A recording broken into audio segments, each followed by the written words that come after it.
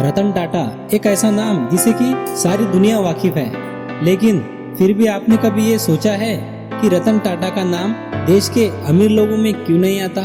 और शायद आपको ये भी पता ना हो कि एक बार बहुत बड़ी कार कंपनी के ओनर ने रतन टाटा की इंसल्ट की थी और उस इंसल्ट के बदले रतन टाटा ने क्या किया। और शायद आपको ये भी पता ना हो कि टाटा कंपनी की 1 लाख रुपए की नैनो कार आखिर बंद क्यों हो गई। अगर आपको इन सवालों में से एक भी जवाब पता नहीं है तो इस वीडियो को आखिर तक जरूर देखें। इस वीडियो के माध्यम से मैं इन सब सवालों के जवाब आपके सामने लेकर के आया हूँ। तो चलिए जानते हैं। सवाल नंबर 1 कि रतन टाटा का नाम भारत के सबसे अमीर लोगों में क्यों नहीं लिया जाता। वैसे बात करें रतन टाटा के मार्केट रिसर्च की तो सभी को पता है कि टाटा ग्रुप टाटा नमक से लेके टाटा ट्रक तक सभी चीज़ों में इन्वॉल्व है, जो कि मुकेश अंबानी के मार्केट केयर से भी ज़्यादा है। इससे आप अंदाज़ा लगा सकते हैं कि रतन टाटा की पर डे इनकम क्या होंगी। लेकिन आपको जान के हैरानी होगी दोस्तों कि टाटा कंपनी का 66% हिस्सा चैरिटेबल ट्रस्ट और सोशल वेलफेयर के नाम किया गया है। मीन्स टाटा कंपनी की जो भी इनकम होती है उस इनकम में से 66% उन्हें चैरिटेबल ट्रस्ट और सोशल वेलफेयर के लिए यूज़ करना होता है।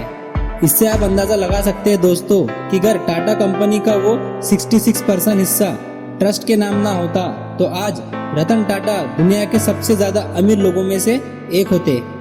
और शायद यही वजह है कि रतन टाटा का नाम भारत के अमीर लोगों में नहीं आता। सवाल नंबर 2 कैसे रतन टाटा ने अपने अपमान का बदला लिया। दरअसल दोस्तों टाटा कंपनी की ये बात हमें इंस्पायर करती है कि टाटा कंपनी की एक कार टाटा इंडिका मार्केट में लॉन्च की गई थी, लेकिन मार्केट से निगेटिव रिस्पांस मिलने की वजह से कंपनी घाटे में जाने लगी। सभी शेयर होल्डर ने कंपनी बेचने तक का सोच लिया था। इसी कंपनी को बेचने के लिए रतन टाटा ना चाहते हुए भी फोर्ड कंपनी के ओनर के साथ मीटिंग के लिए गए। तो उस वक्त फोर्ड कंपनी के ओनर ने रतन टाटा से कहा कि जब आपको कंपनी चलाने का नॉलेज ही नहीं तो क्यों सब कुछ ज़ाया किया, और ये कंपनी खरीद कर हम उन पर एक एहसान कर रहे हैं। रतन टाटा ने ये सुनकर कंपनी को सेल करने का थॉट अपने दिमाग से निकाल लिया और वापस इंडिया आने के बाद अपनी ही कंपनी पे इतनी मेहनत की कि आज ये कंपनी आसमान की बुलंदियों को छू रही है। और जब फोर्ड कंपनी घाटे में जा रही थी तो रतन टाटा ने उन्हीं की 2 कार कंपनी को खरीद कर दिखा दिया और अपने अपमान का बदला ऑटोमेटिकली पूरा हो गया। इस बात से हमें ये सीख जरूर मिलती है कि महान लोग अपने अपमान का बदला बिना बोले ही ले लेते हैं। सवाल नंबर 3 कि टाटा नैनो कार बनना अब क्यों बंद हो गई है। दोस्तों जैसे कि आपको पता है कि नैनो कार 2008 में लॉन्च की गई थी, क्योंकि रतन टाटा की सोच के मुताबिक every middle class family car purchase कर सके और अपने कार में घूमने के सपने को पूरा कर सके। ये सोच करके सिर्फ 1 लाख रुपए में नैनो कार मार्केट में लॉन्च करने का डिसाइड किया गया था।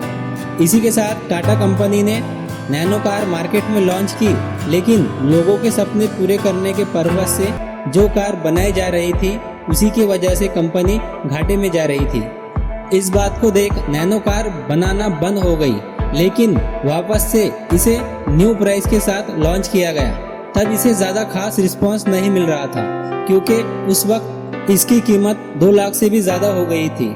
और इसी रेंज में अदर कॉम्पिटिटर कंपनी ने कार्स को मार्केट में लॉन्च कराना स्टार्ट कर दिया था, जिसको देख नैनो कार्स मैन्युफैक्चर होना ही बंद हो गई, जिसके वजह से रतन टाटा के हर मिडिल क्लास फैमिली में कार्स होने की सोच सिर्फ सोच ही बन के रह गई।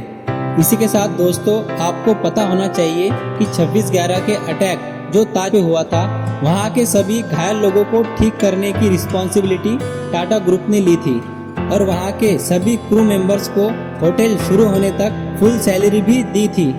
और यही नहीं दोस्तों, हाल ही में टाटा ग्रुप ने जो किया उसके लिए तो दिल से खुशी होती है।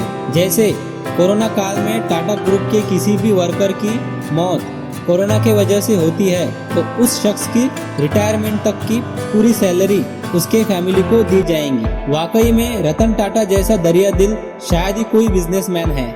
और रतन टाटा को आप किस नज़रिए से देखते हैं कमेंट सेक्शन में ज़रूर मेंशन कीजिएगा।